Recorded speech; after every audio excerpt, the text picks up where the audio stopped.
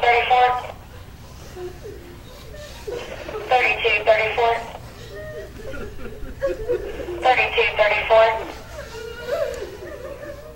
No response for 3234. Officer Bobby Hornsby.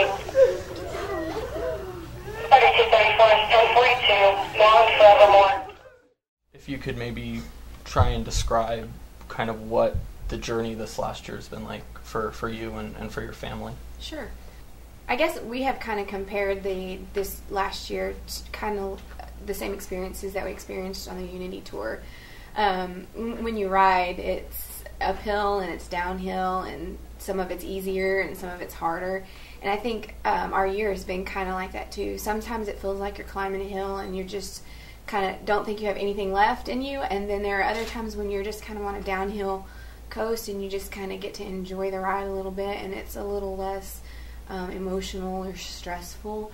So, but kind of like with the Unity Tour, you get to kind of look back and see where where you've come, and it kind of makes traveling that distance, what you've been able to accomplish in that time, kind of makes you think, okay, I can keep going. You've been very public about going out and talking about your journey and talking about your experience and participating in these kinds of things.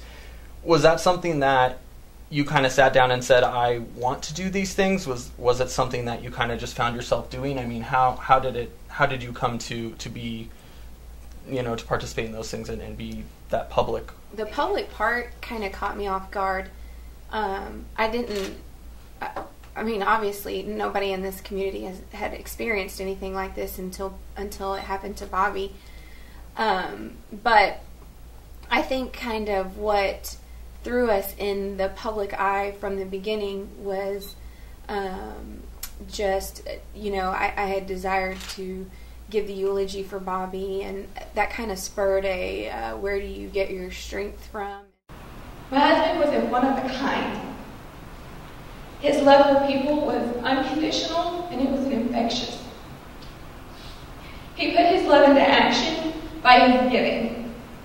He gave his money to those less fortunate. He gave his time.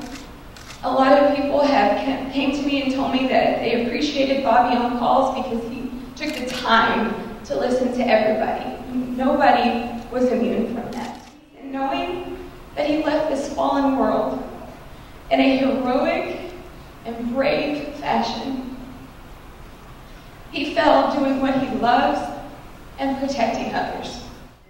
Then it kind of just snowballed into this whole public, people were following our story because we were very vocal that our strength comes from God. And I think that a lot of people were looking for their own inner strength to handle everything that happened. And so I think it just kind of snowballed with our desire to make God known, and that, that this is not going to break us. And then as we became more and more public with everything, then people started inviting us to things, and so there, I don't know at what point but there was a point where I kind of told myself, I'll give this whole first year to Bobby. Everything that we do will be in honor of him, and we will go to everything that we can, and we'll do all the interviews that we can. Sorry. That's all right. But I had kind of come to that, to that conclusion that the first year would be all about him and his sacrifice, and not about us. And so it's kind of, and it's been good. It's helped in the healing process a lot, I think, just to see the amount of people that care for us, care for Bobby, and want to see us, thrive past this, and it not to define who we are. Since the day that it happened, we have had faith in God and God's plan, and that we take hope in that we'll see him again. And there's a verse in the Bible, it's James 1, 2, and 3, and it talks about how that we're going to have trials, and that through these trials it produces perseverance, and in that joy. And so from that verse stemmed the whole joy, because it says to take joy in trials. This is what has got me through the hard times. It's James 1:2, and it goes to say, "Consider it pure joy, my brothers, whenever you face trials of many kinds, because you know that the testing of your faith develops perseverance. Perseverance must finish its work so that you may be mature in work, so that you may and complete and not lack anything. If any of you lacks wisdom, he should ask God, who gives generously to all without finding fault, and it will be given to him. But when he asks, he must believe and not doubt, because he who doubts is like a wave of the sea, blown and tossed in the wind."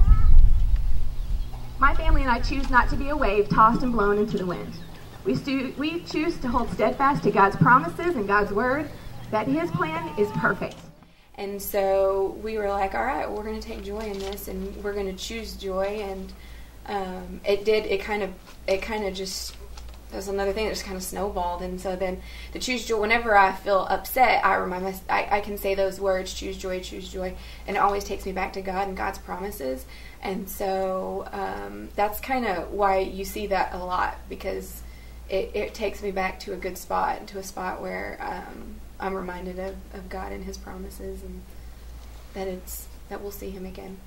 We appreciate when people come to our fundraisers for the Unity Tour. That's obviously a huge way to help us. And then Bobby's biggest desire was that the public would know that officers are not bad. So I know that it would bring him a really great honor for people to show that that same honor to other officers, because Bobby lost his life, and we can't do anything about that, but we can change how we react to officers now that do, they sacrifice every day. Bobby just lost his life doing it, but they do it every day. So I just ask that you just help me for the rest of my life and my kids' lives, to help us honor Bobby by showing joy and not sadness, and by treating others how Bobby treated you, which was with love and kindness. Thank you.